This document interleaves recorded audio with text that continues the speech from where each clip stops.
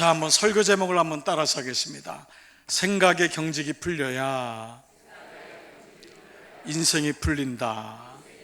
자, 한꺼번에 시작. 생각의 경직이 풀려야 인생이 풀린다.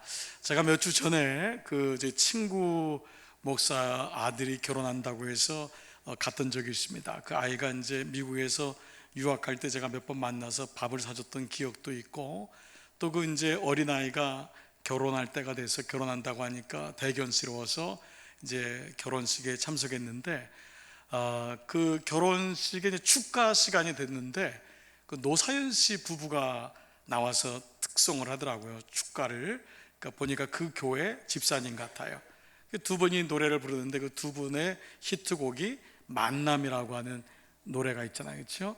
우리의 만남은 우연이 아니야. 그것은 우리의 바램이었어. 여러분도 알고 있지요? 다 아시죠? 그렇죠? 근데 그 노래를 우리의 바람이 아니었어가 주님의 바램이었어로 부르더라고요. 근데 실제로 그 노사연 씨가 그때 아주 예수님을 열심히 믿어서 그 가사 쓴 게 일반 가요하고 좀 다를 정도로 그 후반절 들어가니까 더 은혜가 돼요. 후반절이 뭐예요? 돌아보지 마라, 후회하지 마라, 아 바보 같은 눈물 보이지 마라, 사랑해 사랑해. 그러니까 우리가 후회하는 인생 살지 말자. 우리가 건강이 있을 때, 우리에게 은혜가 있을 때, 베풀 수 있을 때 그 껄껄껄 하는 거잖아요, 그렇죠? 그래서 더 그랬을 걸, 내가 그 아이에게 이렇게 했을 걸, 부모님에게 잘했을 걸, 좀 더 건강했을 때 좋은 일 했을 걸, 물질 있을 때 베풀었을 걸. 지옥에 가면은 제일 많이 들리는 소리가 껄껄껄 하는 소리라는 거예요. 그랬을 걸, 그랬을 걸. 그래서 제가 이제 그 축가를 다 끝난 다음에 은혜를 받았어요. 근데 재미있는 게 그 신랑이 갑자기 나와서 아니 자기가 축가를 하는 거예요. 그러면서 요즘 그런 게 많더라고요. 그러더니만 막 신부한테 가서 뭐 하트를 표시하니까 신부도 또 같이 막 이러고 난리더라고요. 난리. 그러면서 막 무대를 다니면서 뭐 뮤지컬을 하는 거야. 생쇼를 하는 거예요. 이쁘기도 하면서도 참 기특도 하면서도, 야 요즘은 그렇게 하는구나. 저는요 어느 결혼식 갔더니 신부만 신랑만 하는 게 아니라 신부가 드레스를 입었는데 드레스를 그렇게 재단을 했더라고요. 갑자기 밑에를 탁 뜯으니까 드레스가 뜯겨 나가는 거예요. 그러더니만 말춤을 추기 시작하는 거예요. 이야 대범한 거예요. 그러더니 양쪽에 있는 신부 신랑 다 70이 넘으신 분들인데 네 분이 일어나서 또 같이 말춤을 추는 거예요. 그러니까 뒤에 있는 한 분이 말세다 말세다 그러는 거예요. 그런데 그게 말세가 아니라 나름대로 젊은 사람들은 자기 나름대로 하고 부모님도 아이들에게 맞춰준 거예요. 그래 옛날처럼 할 이유가 어딨니? 여러분 옛날 결혼할 때 눈도 못 뜨셨잖아요. 고개도 못 들고 그냥 쫄아가지고 얼마나 그냥 창피하고 부끄럽고, 창피한 게 아니지 부끄럽고 얼어붙어서 했는데 요즘은 다르다는 거예요. 이게 틀린 게 아니더라고요. 다른 거예요. 요즘 그래서 저도 주례하면은요 꼭 부부 아이들이 원하는 게 뭔지를 먼저 물어요. 아이들이 원하는 게 어떻게 하면 좋겠냐고. 아이들이 주인공이니까. 그리고 제가 도울 수 있는 거 제가 돕고 축복해주고 이제 그런 모습을 보는데, 제가 이제 1년에 이런 이제 결혼식을 경험하고 우리나라의 지금 현실을 보면서 마음에 드는 생각이 두 가지 정도가 좀 정리가 되더라고요. 한 가지는 우리는 인생의 소중한 것을 너무 늦게 깨닫는다는 거예요. 좀 젊었을 때 깨달으면 좋은데 나이가 들으면서 참 많이 못 깨달아요. 제가 노사연 씨 노래를 한번 여성교회 모임에서 가서 했더니 한 어머니가, 권사님이, 목사님 그거 말고 또 좋은 노래가 있대요. 그러면서 그 바램이라고 하는 노래, 바램 맞아요. 이 노래를 해서 제가 그 집에 가서 유튜브에 들었잖아요. 얼마나 은혜를 받았는지. 이야 진짜 찬송가에다 집어넣어야 되겠더라고요. 근데 그 마지막 가사에 은혜를 받았어요. 그 마지막 가사가 뭐냐면 이런 가사예요. 우리는 늙어가는 것이 아니라 익어가는 겁니다. 세상에 나이를 늙어가는 게 아니라 익어간다는 거예요. 저희 이 말이 참 은혜가 됐어요. 우리 때로 늙는다는 건, 나이를 든다는 거 서글프게 느껴지세요? 아니에요. 저는 그랬어요. 저도 젊었을 때로 돌아가라고 하면 솔깃할 수는 있지만은 그러고 싶지 않다 그랬어요. 그 미성숙하고 불완전하고 흔들렸을 때보다 지금이 그나마 훨씬 낫다. 나이를 든다는 것은, 익어간다는 것은 뭐냐 하면 인생을 살아가면서 점점 나이가 들수록 관용을 베풀 줄 알고, 두 번째 깨닫는 게 뭐냐 하면 나이가 들수록 생각이 유연해야 되겠구나. 요즘처럼 우리 오늘이 교사의 날이지만 아이들 가르치기가 얼마나 어려운 때입니까? 여러분, 교사가 된다는 건 그냥 자기 일방적인 지식을 전하는 게 아니에요. 아이들 눈높이에서 그들을 이해해야 되거든요. 그들을 이해해야지 진리를 가르쳐주지, 이해를 못하는데 될 수가 없어요. 요즘처럼 생각이 다른 생각들이 얼마나 많아요. 요즘처럼 어른들하고 젊은이 세대가 다 이 갭이 너무 커가지고 이 젊은이들은 어른들을 향해서 우리 어른들하고는 대화가 안 된다 그러고, 어른들은 젊은이들이 철이 없다 그러고, 이 가난을 모른다 그러고, 그러니까 서로 대화가 안 되고, 이 정치인들도 한결같이 자기 입장만 얘기하지 중간에서 좀 넓게 보는 이 큰 사람이 없다는 게 늘 마음에 있는 거예요. 교회도 그런 거예요. 제가 교회를 보면은 큰 목사님들이 있었어요. 넓게 보는 거예요. 그냥 교회가 그냥 뭐 정치권에 시달리고 그냥 이거다 그러면 우르르 가고, 이게 아니라 좀 더 하나님의 뜻을 물어볼 수 있는 여유가 있어야 되는데, 오늘 시대는 조금 더 우리가 그런 마음이 있는 것 같아요. 우리나라적으로 봐도 얼마나 지금 중요한 때입니까? 이럴 때는 당리당략할 때가 아니에요. 이럴 때는 어느 정권, 어느 대통령, 어느 사람을 내리고 올리고가 아니라 백성들이 좀 더 한 마음이 되어서 하나님이 이 시간을 통해서 우리 민족을 더 넓히시고 더 높이시고 더 깊게 하시는구나. 우리 그렇게 할 수 있는 게, 그 기도를 할 수 있는 건 그리스도인이거든요. 오늘 저는 이 말씀을 통해서 저와 여러분의 생각이 좀 더 넓어지고 깊어지고 높아지는 그러한 시간 되기를 먼저 축복합니다. 이런 가운데 오늘 본문의 말씀을 읽어보면은 참으로 안타깝게도 후회하는 인생을 살고 안타까운 인생을 살았던 사람들이 나옵니다. 대제사장들과 백성의 장로들이 하는 자들이 너무 자기 생각에 갇혀서 결국 예수님과 늘 대립하는 인생을 살 수밖에 없는 그런 모습을 보게 되죠. 그런데 이분들의 본문에 나오는 이분들의 태도와 반응들을 보면 한결같이 예수님을 경계하고 의심하고 논쟁하고 불신하고 투쟁하고 시험하고 감시하고 지켜보고 거짓 증언하고 절대 돌이키지 않는 모습이에요. 그런데 이것이 예수님과의 관계만 그런 게 아니에요. 서로들끼리도 그런 거예요. 서로끼리 경계하고 의심하고 논쟁하고 불신하고 투쟁하고 시험하고 감시하고 지켜보고 거짓 증언하고 돌이키지 않는 모습을 보게 되는 것이죠. 그래서 오늘 본문의 모습은 그대로 이걸 보여주고 있어요. 자, 23절 말씀 같이 한번 먼저 읽겠습니다. 시작. 예수께서 성전에 들어가 가르치실세 대제사장들과 백성의 장로들이 나와 가로되 내가 무슨 권세로 이런 일을 하느뇨 또 누가 이 권세를 주었느뇨. 이 사람들은 권세에 대한 관심은 있지만 정작 권세에 대해서는 복종하지 않는 거예요. 사람들이 이런 거예요. 교회는 질서가 있어야지. 근데 본인은 질서를 지키지 않는, 본인은 순복하지 않는 거예요. 지적하기를 좋아하고 가르치기를 좋아해서 원칙과 기준에 대해서는 침을 튀기면서 얘기하지만 정작 자기 자신은 자기 잣대에 적용하지 않는 모습을 보게 되죠. 이게 바로 그들의 한계인 거죠. 그런데 이런 그들의 모습을 보면서 떠오르는 사람이 누구 있어요. 그게 누구죠? 바로 우리들 자신인 거예요. 우리 자신도 사실 이런 모습을 가지고 있어요. 우리 자신도 누가 잘못하거나 어떤 문제에 대해서는 얼마나 예리하게 지적을 합니까? 얼마나 옳고 그름을 분명히 교회가 그러면 안 되지, 그 사람이 잘못됐지 라고 얘기하지만 정작 본인이 그 가운데 들어갈 줄은 모르는 거예요. 정작 본인이 그러는 거예요. 여러분, 자식 키우고 나면은 어떤 집에 가서도 자식 자랑 못합니다. 정말 그래요. 지금 자식 제대로 되는 것 같지만 언제 이 자식이 어떻게 될지 모르기 때문에 자식 자랑 못하는 거예요. 그렇기 때문에 우리 자신의 모습을 돌이켜보는 거예요. 많은 사람들이 만나면 그러는 거예요. 당신이 무슨 권리로 얘기해? 당신이 교회 주인이야? 목사면 다야? 장로면 다야? 말은 쉽게 하죠. 본인이 그 자리에 가면은 그게 얼마나 어려운지 몰라요. 내 교회가 이럴 줄 알았어요. 이러니까 내가 교회를 안 다니는 거예요. 쉽게 교회에 대해서 얘기할 수도 있어요. 나라 정치권을 봐라, 내가 이럴 줄 알아. 이러니까 경제가 엉망이지. 쉽게 우리는 지도자를 들었다 내렸다 얘기하면서 좌파 우파 오늘날 얼마나 많은 사람들이 쉽게 얘기를 합니까?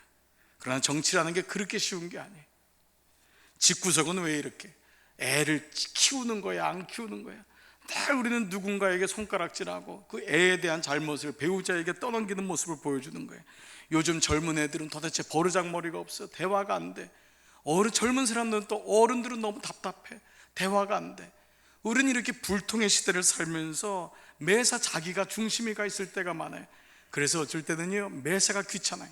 엄마하고 얘기하는 것도 귀찮고, 자식하고 얘기하는 것도 귀찮고, 부부끼리 더 이상 대화하고 하는 것도 귀찮은 거예요. 마음도 무겁고 좋은 일도 없는 것 같고, 어차피 그럴 바에도 쳐다보지 않는 게 낫겠다, 이런 생각이 있어서 굳이 모임에 가서 얘기할 것도 없어요. 그냥 교회도 그냥 주일날 한번 나오면 되지, 굳이 새벽에 나가고 수요일날 나가고 무슨 봉사하고 이런 게 다 귀찮은 거예요. 사실 우리들의 신앙을 가만 돌이켜 보면은 우리들의 신앙을 잃게 하는 거는 어떤 큰 문제가 아니에요. 사실은 우리들이 그렇게 생각했던 생각들이 모아져서 나도 모르게 생각의 길이 만들어질 때가 많아요. 교회에 대해서 툭 얘기하면 내뱉는 부정적인 말은 그 교회에 대한 생각들이 어느 날 모아져서 내가 그걸 검증하거나 내가 아는 것도 아니에요. 그냥 말이 툭 나와버리는 거예요. 생각의 길이라는 게 이렇게 무서운 것입니다. 그래서 어떤 사람이요, 주일인데도 교회를 나가지 않으니까 연로하신 어머니가, 얘야 주일인데 교회는 나가야지. 그러니까 어머니, 저는 그 교회 예배 스타일이 싫어요. 예배가 너무 길어요. 그래도 나가야지. 어머니, 저는 그 교회 대표기도 하는 분이 너무 길게 해요. 그래도 나가야지.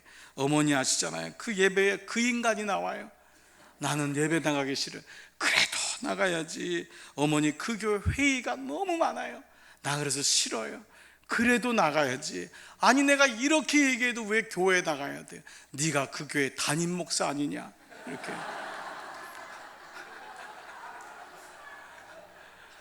담임 목사니까 가야 되는 거야. 그래도 네가 그 교회 성가대 아니냐? 네가 그 교회로 직분지 아니냐? 여러분, 담임 목사라고 다 좋아서 나오는 거 아니에요?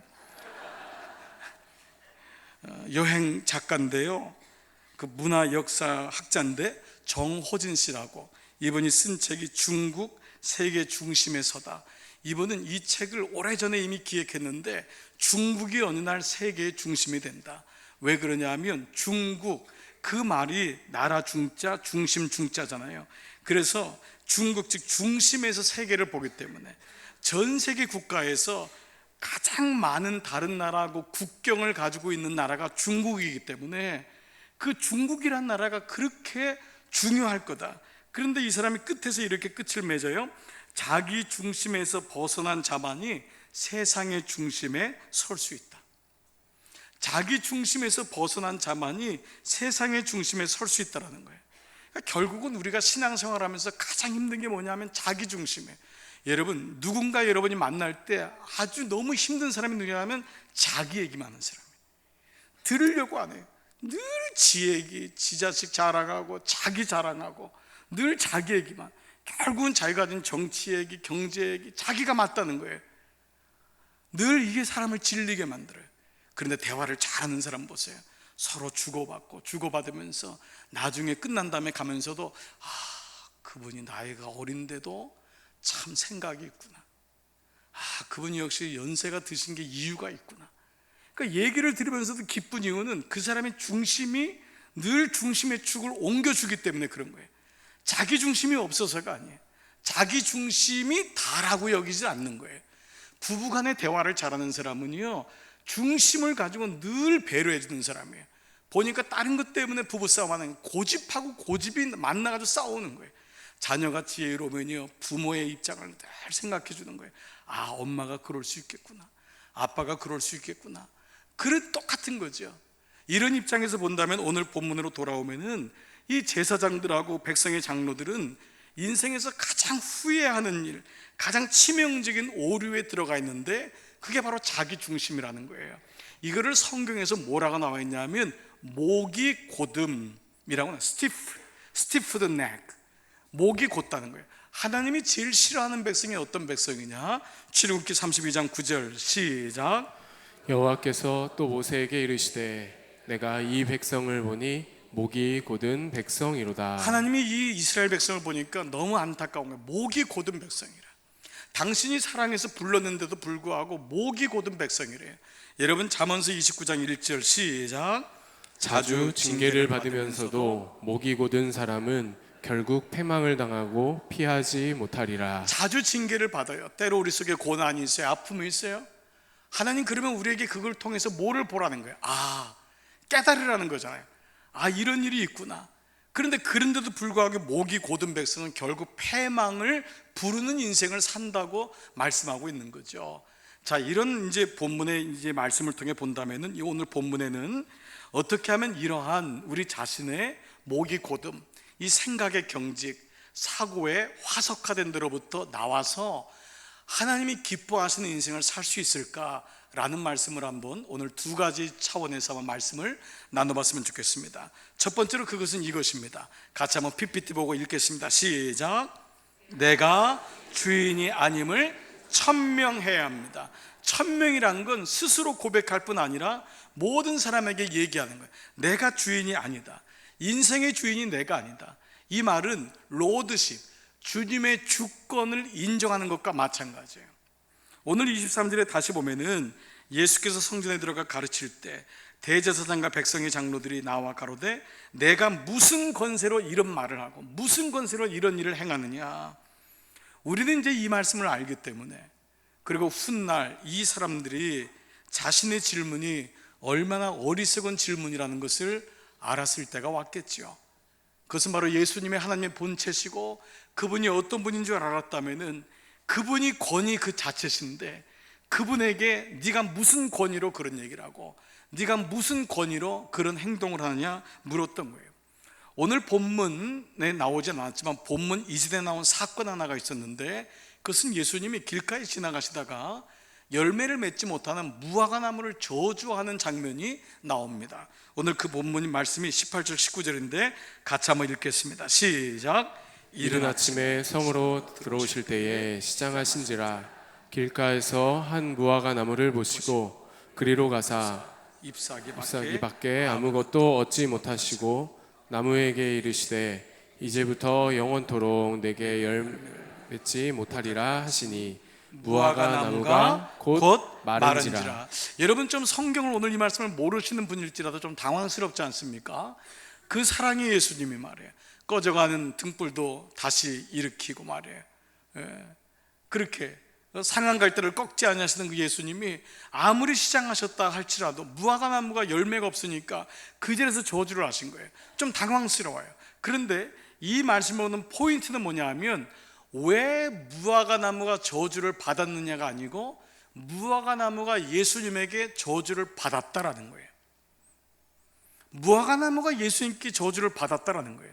이게 왜 근본적으로 우리가 힘드냐 하면 우리에게는 말씀을 읽을 때 납득이라는 게 내가 이해가 돼야지만 그 말씀이 은혜가 된다고 하는 기본적인 도식이 성립되어 있어요.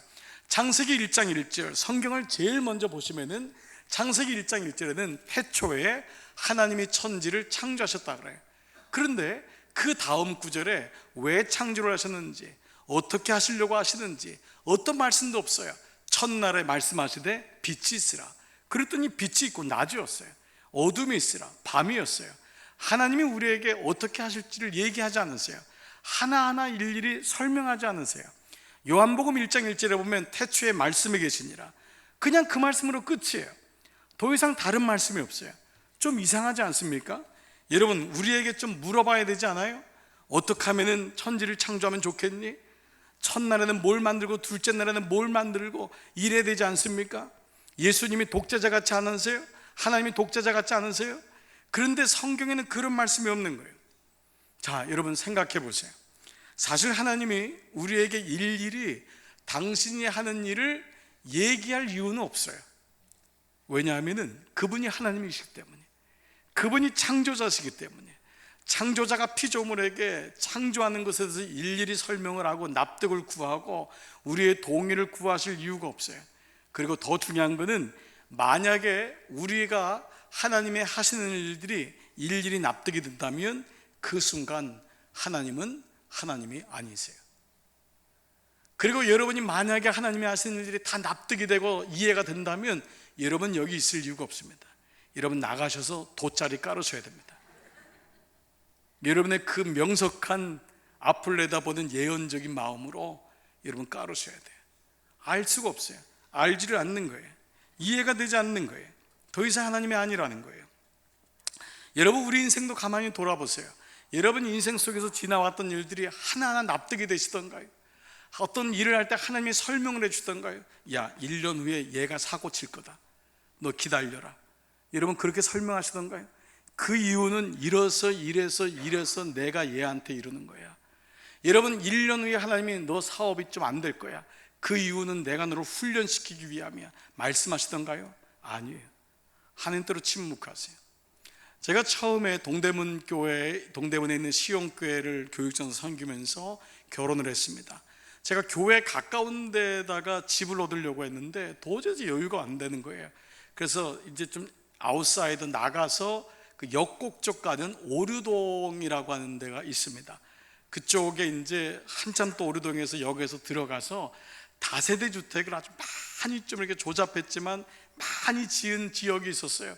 거기가 저희가 준비한 이 돈하고 좀 맞아서 반지하에 방 하나 반 있는 곳에 이제 신혼살림을 차린 겁니다.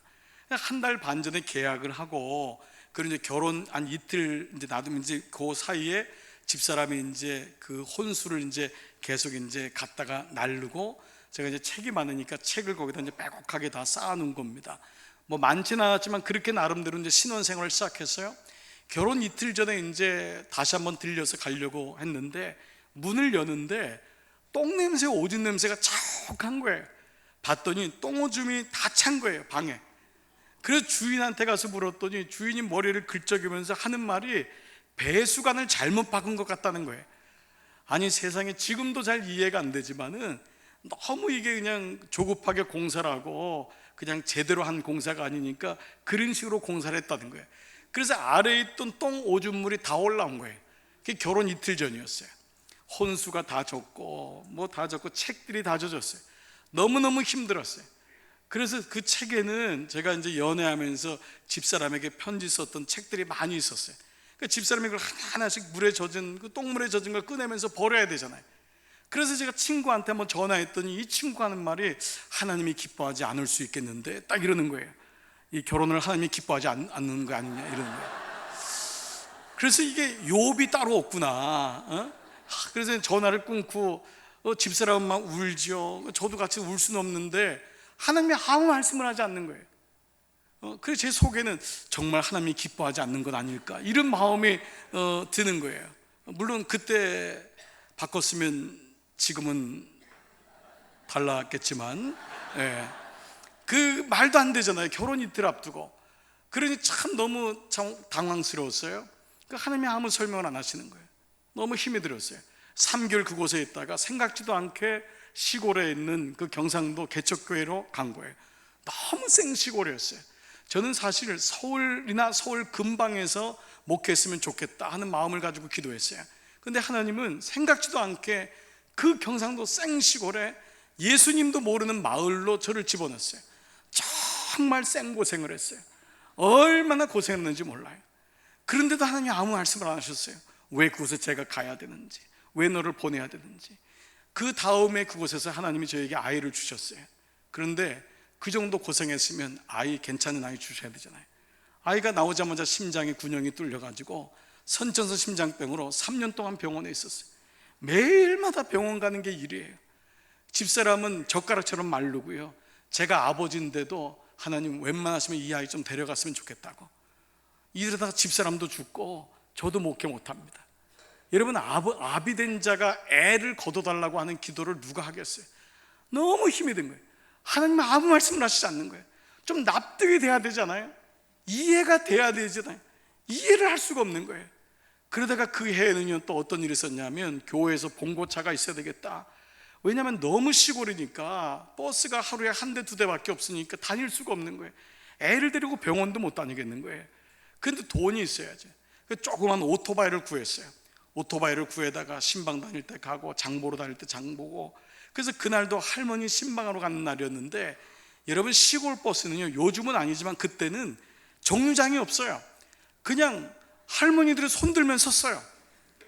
그러니까 이 시골에서 어디서 서는지를 모르고 제가 버스를 그냥 따라가다가 그 시속 한 50km, 60km로 따라가다가 버스를 뒤에서 들이받은 거예요. 저는 정신을 잃었고, 이 오토바이는 기역자로 완전히 휘어가지고 마을에 들어갔는데, 사람들은 경운기에 실려오는 그걸 보고 저거 다 죽었다.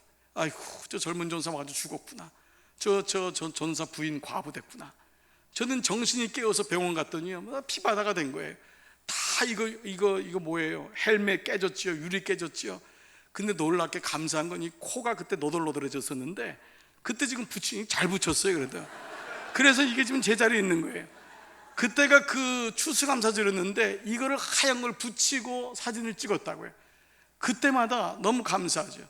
근데 하나님이 왜 그랬는지, 내가 오토바이 타고 도적질했어요? 할머니 신방 다닌 것밖에 없잖아요. 할아버지 신방 다닌 것밖에 없다고요.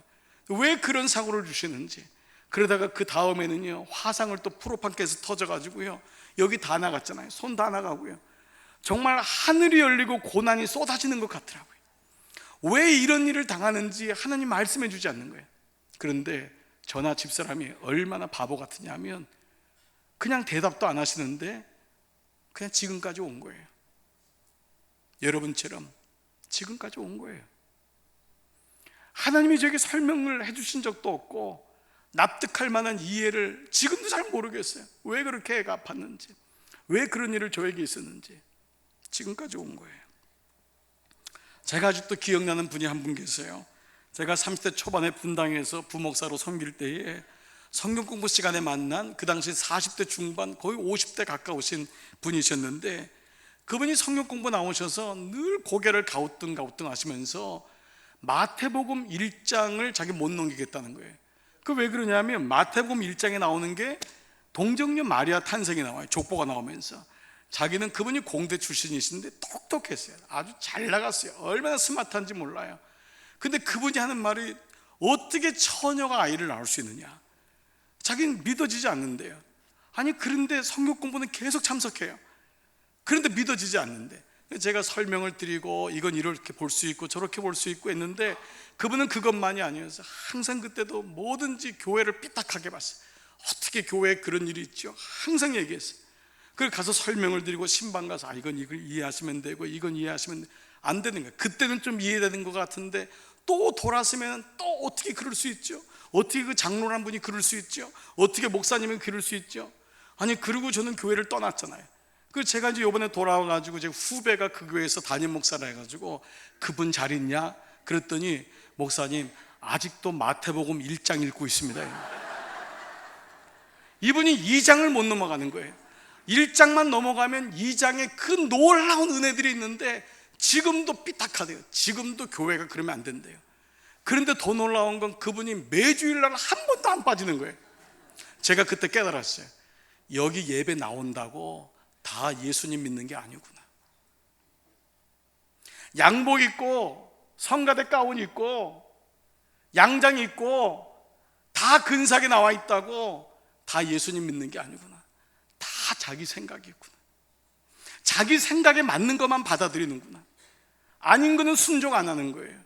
왜 나한테 이런 거 시키냔 말이에요. 교회 오면 와주면 되지, 뭘 그렇게 자꾸 그냥 뭐 찬송하라 그러고 손들라 그러고 일어서라 그러고 새벽기도 특세한다고 나오라 그러고, 왜 남자들 자꾸 나한테 찬양 봉사하냐 그러고. 찬양 봉사는 좀 시간이 많고 좀 배움이 덜 된 사람, 어떤 분은 그렇게까지 얘기해요. 얼마나 교만한 사람이에요. 정말 그래요? 안 그래요? 정말 건강한 교회 가면은요, 좋은 교회 가면은요, 얼마나 젊은 분들이, 그 전문가들이, 전문인들이, 그 장로님들이, 권사님들이 다 나와서 그냥 환하게 웃으면서, 그러니까 교회 가면은 그냥 은혜가 되는 거예요. 그런 교회는. 그게 안 되면은 뭐예요? 그냥 설교 어떻게 하나 듣나 보자. 설교 못하면 안 나간다 이거예요. 그러니까 설교하는 목사만 죽어나는 거예요. 나는 우리 교회가 그런 교회가 아니라고 하는 생각을 분명히 갖고 여러분도 아니기를 축복해요. 정말 그랬으면 좋겠어요. 여러분, 내가 가지고 있는 생각이라는 게 정말 놀라워요. 우기는 도사예요. 우리는 아직까지도 얼마나 우겨요. 몽고 반점을 아직도 중국집이라고 하잖아요. 하여간 우기는데 도사야. 의학세가 아직도 의학하고 운다 그러잖아요. 우리는 한 번 들어온 선입관을 가지면은 움직이질 않아요. 자기 중심이라는 게 너무 박혀 있으면 때로는 예수님 만나는 게 너무 어려워요. 그런데 어느 날 보세요. 예수님을 믿고 나니까 자기 중심에서 나오네요. 그렇게 자기 생각이 있었던 남편이 어느 날 예수님 만나고 나니까 웬일이에요? 가는 곳마다 사람을 세워주고 가는 곳마다 겸손해지고, 그렇게 집 밖에 모르던 내 애가 예수님 만나더니 그렇게 효를 하네요. 그렇게 엄마한테 잘하고 그렇게 아빠한테 잘하고. 생각이 바뀐다는 것, 이게 그냥 우리의 생각이 아니라 이게 영적인 거거든요. 생각이라는 게 그냥 떠오르는 게 아니에요. 생각의 길이라는 건 영적인 차원이에요. 그래서 여러분의 마음을 중심을 잡는 건, 물은 네 마음을 지켜라, 물은 생각을 지켜라가 잠언서의 가장 중심이잖아요. 그게 영적인 차원이기 때문에 그래요. 여러분, 나도 모르게 내 안에서 이런 마음이 있을 때마다 주님을 바라보는 거예요. 그리고 주님의 주권을 인정하는 거예요. 예수님을 믿을 때만이, 내가 그분의 자녀가 될 때만이 우리는 생각의 경직으로부터 나와서 자유할 수 있고 영적으로 하나님을 섬기는 자녀의 복을 받을 줄 믿습니다. 두 번째는요, 좀 더 실천적인 입장에서 보면 인생이 풀리려면 바로 이것입니다. 다 같이 읽습니다. 시작. 부단히 연습해야 한다는 것입니다. 예수님이 이 땅에서 공생애를 치르시면서 사시면서 우리에게 보여준 여러 사건 중에 여러분이나 저나 이해가 안 되는 대표적인 사건이 예수님이 12제자를 선택하신 것입니다. 여러분 같으면, 저 같으면 그런 제자들은 선택하지 않을 거예요. 좀 더 탁월하고, 좀 더 말도 잘하고, 좀 더 학력도 좋고, 집안도 좋은 사람을 선택해야지 그 제자들이 예수님 대신 복음을 전할 텐데, 예수님이 택하신 제자들은 정말 한결같이 인생에 어찌 보면 막차를 타신 분들이었어요. 그 어느 성경엔 나부랭이라고 하는 말까지 주석에 쓸 정도로, 그 정도로 볼품이 없는 인생들의 집합체가 예수님 제자였어요. 근데 어느 날 이런 생각을 드는 거예요. 예수님이 실수가 없으실 텐데 왜 그런 12제자를 선택했을까? 오늘 본문을 가지고 그 말씀을 풀이한다면 그거는 바로 그들은, 제자들은 다른 사람에 비해서 자기 생각이 덜 강한 거예요. 다른 사람에 비해서 자기 생각이 덜한 거예요. 그게 옳더라고요. 여러분, 제가 누군가를 제자로 삼는다면 저 같은 사람도 자기 것으로 꽉 차 있는 사람을 데려다가 하긴 너무 어려울 거예요. 자기 생각을 내려놓을 줄 아는 사람, 오히려 배웠음에도, 오히려 알 만큼 아는데도, 오히려 사회적으로 그런 수준의 삶에도 불구하고 자기의 생각을 내려놓는 사람, 이거를 겸손이라고 하지 않습니까? 그런 마음을 가진 사람을 주님이 선택해서 그렇게 쓰셨다는 거예요. 그러고 보니까 그런 사람들은 한결같이 하나님을 만나니까 겸손해져요. 마음이 너그러져요. 그래서 부부에도 보면은요, 은혜가 없으면 우리같이 자기중심이 똘똘 뭉친 사람은 늘 부닥칩니다. 늘 말 한마디로 상대를 그냥 핥히고 베어버려요. 그러니까 정말 우리가 내 생각을 내려놓는다는 것, 나의 중심이 하나님 중심으로 된다는 것이, 이것이 얼마나 중요한지 몰라요. 웃기고자 한 얘기인지 모르지만은 은혜를 받은 후부터 좋아하는, 은혜 받은 사람이 좋아하는 음식이 있대요. 그게 뭐냐면 단무지랍니다. 왜 단무지일까 생각했더니 해석이 나왔어요. 단무지 뭐냐면 단순과 무지가 지속적으로 이루어짐. 그러니까 단순과 무지가 지속적으로 이루어져서 이 단무지를 좋아한다는 거예요. 말이 그렇다는 거겠지만 제가 그 말을 들으면서 이해가 됐어요. 여러분, 왜 우리가 자꾸 적이 많은 줄 알아요? 여러분 인생에 왜 적이 많은 줄 알아요? 여러분 직장에서 왜 교회에서는 이렇게 적이 많으세요? 복잡해서 그래요. 복잡해서. 너무 머리를 굴리니까 적이 많은 거예요. 단순한 사람은 적이 없어요. 단순한 사람은 잊어버리거든요. 그거 가지고 집에 가서 그거 가지고 생각하고 요리하고 쟤는 어땠고 쟤는 어땠고 그러잖아요. 근데 오늘날 불행하게도 조금만 직분이 있는 사람들, 조금만 교회 생활 오래 하는 사람들 보면은요, 다 너무 복잡해요. 그러니까 교회는 나오는데 은혜를 못 받는 거예요. 누가 은혜 받아요? 새 가족들이 은혜 받는 거예요. 예수 처음 믿는 사람이 은혜 받는 거예요. 오히려 교회를 안 하는 사람이 은혜를 더 많이 받는 거예요. 교회를 하는 게 문제는 아니잖아요. 너무 감사한 거잖아요. 그렇다면 우리가 예수 믿고 이렇게 충성하고 이렇게 헌신한다면 부단히 우리의 마음을 단순하게 먹어야 돼요. 무지하다고 생각하니까 지식 배우기를 즐거워하는 거예요. 그러니까 늘 부족하다고 생각하니까 이 책도 읽고 저 책도 읽고 늘 그런 마음을 가지고 읽는 거예요. 제가 우리 교인들 가만히 보면서 제가 한번 지난번에 말씀을 드렸잖아요. 어느 날 설교를 하는데 어르신부터 어느 분들이 자꾸 적기 시작하는 거예요. 큐티를 하기 시작하는 거예요. 얼마나 감사해요. 어떤 분은 제가 설교할 때마다 인용했던 책들을 열거해서 저한테 보내준 분도 있어요. 목사님, 이 책들을 꼭 읽겠습니다. 물론 그분이 읽을지 안 읽을지는 몰라요. 중요한 건 아니지만, 부족하지만 30년 목회한 저 목사가 그래도 나보단 낫구나, 저렇게 얘기하는 게 뭔가 있겠지. 그래서 부단히 듣고 유튜브 듣고 말씀을 듣고 자기 것을 하는 건 뭐예요? 자기가 무지함을 고백하는 거잖아요. 그래, 단순하고 무지함을 계속적으로 지속적으로 반복하는 사람, 어리석은 사람이 아니에요. 그 사람이 세월이 지나면 어느 날 됩니다. 1부, 2부 때도 말씀드렸던 3부 때도 우리 교회에 셰프들이 있어요. 전문 업종에 하는 분들이 있어요. 셰프 하는 분들 보면은요, 음식을 잘 만드는 분이 있어요. 괜히 잘하는 게 아니에요. 가서 물어보면은요, 얼마나 반복하는지 몰라요. 연습 계속해요. 자기 입에다 맞추지 않고 손님들에게 계속 물어보는 거예요.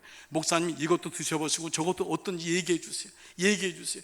계속 부단히 연습하는 사람이 결국은 어느 날 그 정상에 오르는 거예요.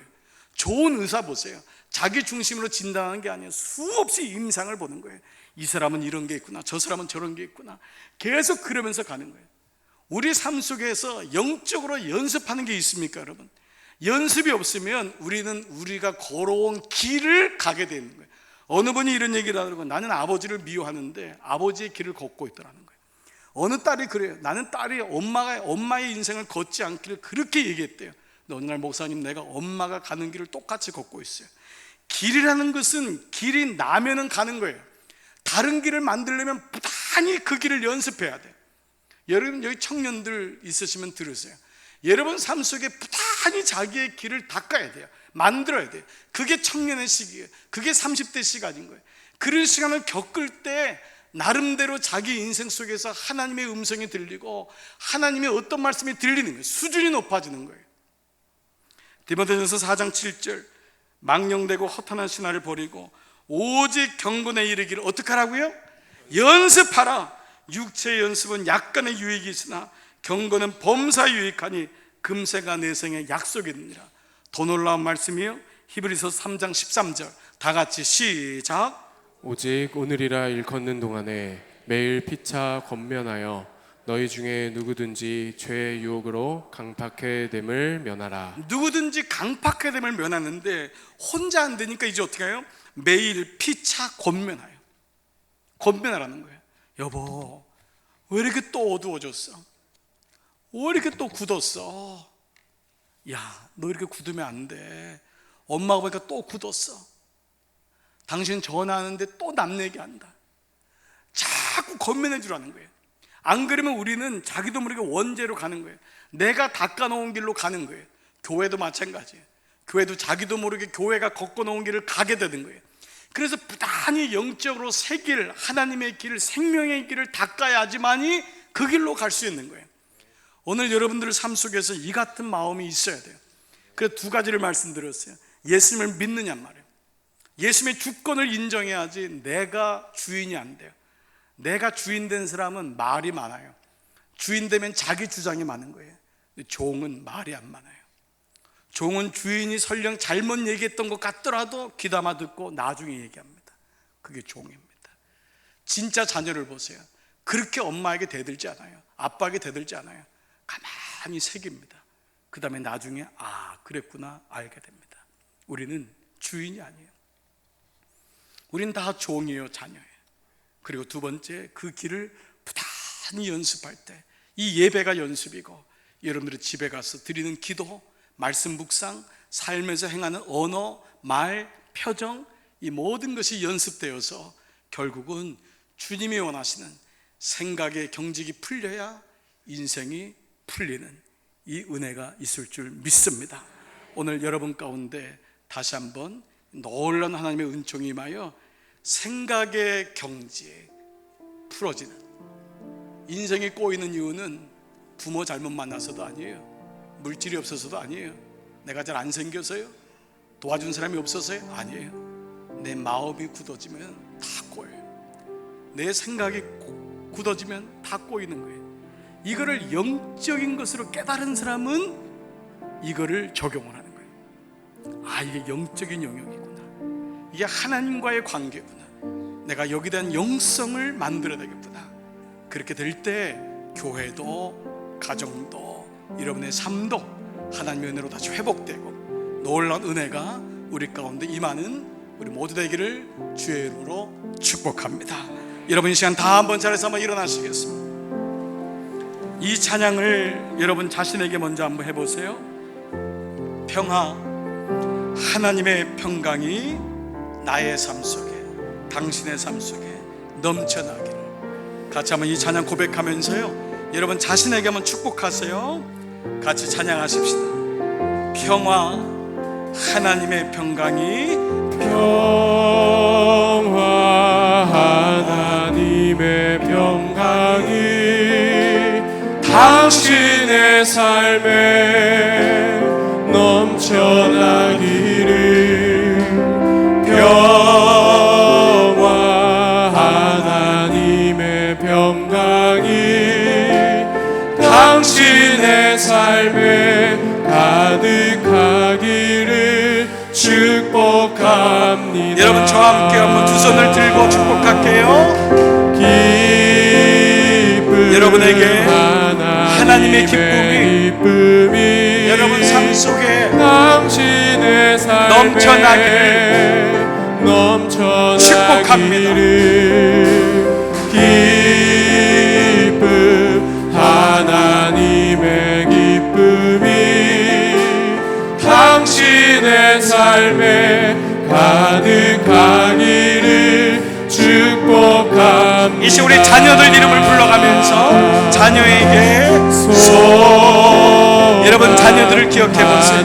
그리고 우리 배우자들을 기억해 보세요. 내 배우자와 나의 자녀들에게 놀라운 은혜가, 이 소망이 넘쳐나기를. 소망, 하나님의 소망이 당신의 삶에 가득하기를 축복합니다. 여러분 한번 두 손을 든 채로 기도하기 원해요. 여러분은 축복을 줄 수 있는 존재 아니세요? 이 축복을 줘보세요. 여러분 자신에게 먼저 주세요. 하나님, 나의 생각이 너무 굳어져서 깜짝 놀랄 때가 많습니다. 어떠한 어려운 일을 당해도, 급한 일을 당해도 주님, 나의 생각이 굳어지지 말게 하시고, 주님이 내 인생의 주인임을 기억하게 하시고, 주님 내 안에 주시는 무로부터 주시는 평안이 가득 넘치게 하여 주세요. 우리 이 시간 한 가지로 한번 고백하며 기도하며 나가겠습니다. 살아계신 아버지 감사합니다. 아버지, 나도 모르게 생각이 굳어질 때마다, 생각이 경직될 때마다 깜짝깜짝 놀랍니다. 주님, 그때마다 주님을 바라봅니다. 주님, 후회스러운 인생 되지 않게 하시고 우리의 마음을 주 앞에 고백합니다. 주님 도와주시옵소서. 주님 붙잡아 주시옵소서. 주님이 원하시는 삶을 향해 나갈 수 있도록 도우시되, 우리의 마음이 나도 모르게 경직될 때마다 하나님 나를 도우셔서 그때마다 주님 바라볼 수 있도록 아버지 도와주시기를 원하고 기도합니다. 아버지, 사고가 화석화되고 우리의 마음이 강팍하게 될 때마다 주님 내 마음을 만져주시기를 원합니다. 우리 자녀의 마음도 만져주시기를 원합니다. 배우자의 마음도 만져주시기 원합니다. 우리 장로님들의 마음도 만져주시고, 권사님들의 마음도 만져주시고, 목회자들의 마음도 만져주시고, 아버지, 하늘로부터 주시는 놀라운 주의 은혜가 우리 가운데 임하여, 주님 주시는 그 은혜가 임하여 주님만 바라보는 놀라운 은혜가 임하기를 원하옵고 기도하오니, 주님 도와주시고 주님 붙잡아 주시옵소서.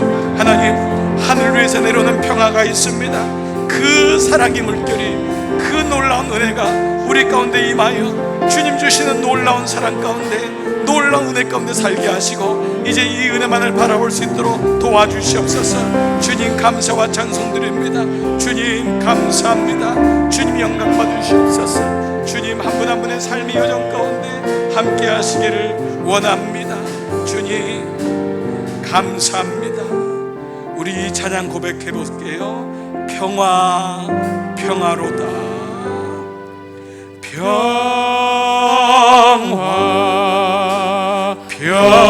평화로다. 하늘 위에서 내려오네 그 사랑의 물결이 영원토록 내 영혼을 덮으소서. 평화로다, 평화로다.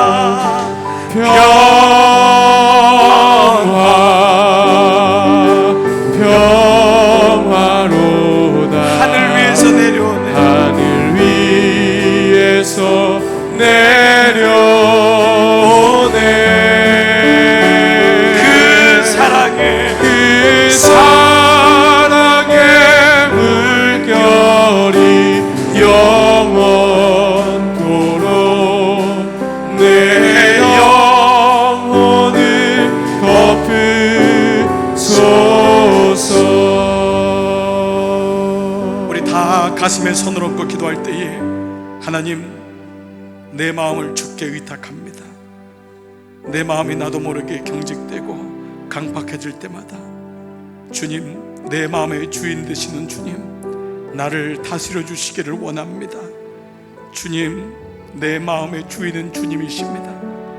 내 마음 때문에 혼자 힘들어하거나 하나님 다른 사람 아픔 주는 그런 마음 되지 않게 하시고 예수님 은혜 가운데 깊이 들어갈 수 있도록 한 분 한 분의 성품 가운데 주의 영으로 안수하셔서 기름 부어 주시기를 원합니다. 하나님, 이제 이 종들을 세상으로 파송합니다. 어떠한 일들이 기다리고 있을지 우리는 알지 못하지만 그때마다 그 일을 경험할 때마다 꼭 마음을 지키게 하여 주시옵소서. 공급한 일 당한다고 성내거나 마음 놓치지 말게 하시고 하나님 주시는 놀라운 그 온유와 자비한 마음으로 주님이 나의 주인 되심을, 그리고 그 마음 가지고 하나님을 대면하는 마음 가지고 우리의 배우자, 자녀들, 친구들, 믿음의 식구들 함께 할 수 있도록 우리 사는 머리 숙인 종들 위해 함께하여 주시옵소서. 오늘 이 시간 연약한 가운데서도 주의 전을 찾은 종들을 축복합니다. 힘들었는데, 너무 고통스러운데 그래도 주님밖에 없어서 주님 나온 사랑하는 종들, 고난 속에서도 꼭 그 마음을 지켜주시고 사업에 어려운 업다운 가운데 있는 종들이 있습니다. 그 종들도 주님 꼭 만져주시고 관계 속에 어려움 당하는 종들에게도 그 마음을 꼭 만져주시기를 원합니다. 이제 종들을 세상으로 파송할 때 그 마음 가지고 승리하는 우리 모두 되게 하여 주시옵소서. 사랑하는 여러분, 평안히 돌아가십시오. 복음의 말씀을 들었으니 참 자유인답게 사십시오. 주님께서 여러분을 새로운 순례길로 초대하십니다. 날마다 새로운 마음으로 그 길을 걸어가십시오. 그릇되고 거짓된 길에서 벗어나 주께서 기뻐하시는 바르고 선한 길을 걸어가십시오. 주님께서 여러분과 함께 하실 것입니다. 성부와 성자와 성령의 은총이 이제로부터 영원토록 함께 하시기를 간절히 축원하옵나이다. 아멘.